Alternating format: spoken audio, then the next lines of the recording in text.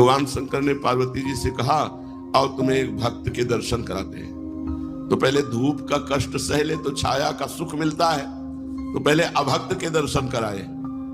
वो चारपाई में बैठे सुपारी कतर रात था, खूब गाय भैंस जमींदार आदमी गए, कहा राधे श्याम भाई 100 ग्राम दूध मिलेगा क्या? ठाकुर जी शालिग्राम भगवान को स्नान कराना है। उसने बड़े कटुवचन किए और अपमानित करके भगवान को वापस कर दिया। भगवान साधु वेश में थे, दूर माता पार्वती जी खड़ी थी।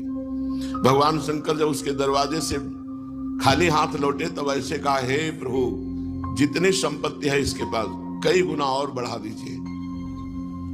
पार्वती जी ने कहा, वैसे कहते तो औढ़रदानी है ही है इनको, उसने 100 ग्राम दूध नहीं दिया, अपमानित कर दिया, और आप कह रहे हैं जितनी संपत्ति है इससे कई गुना और दे। कुछ नहीं बोली। गंगा के किनारे एक पर्णकुटी बनाकर एक भगत रहते थे, उनकी बूढ़ी मैया थी और एक गैया थी जो 250 ग्राम दूध देती होगी। जो ही संत वेश में भगवान शिव गए तो साष्टांग दंडवत प्रणाम करके आसन में बैठाला, चरण धोए और वही 100-200 ग्राम जो दूध था भोग में ला के अर्पित किया। हाथ जोड़कर घुटने के बल बैठे रहे, महाराज आदेश करो क्या सेवा करें।